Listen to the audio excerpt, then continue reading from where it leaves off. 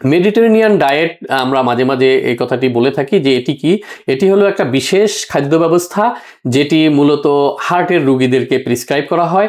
হার্টের রুগী কারা? হার্টের যাদের করোনারি হার্ট ডিজিজ, হার্টের রক্তনালীতে ব্লকেজ তৈরি হয়েছে, তাদেরকে এই মেডিটেরেনিয়ান ডায়েটটি দেওয়া হয় যাতে তাদের শরীরের রক্তের কোলেস্টেরল নিম্নমাত্রায় থাকে, তার হার্টের রক্তনালীগুলো ভালো থাকে, তার হার্টের মাসেল ভালো থাকে, হার্টে ব্লকেজ তৈরি না হয় এবং হার্ট অ্যাটাক না হয়।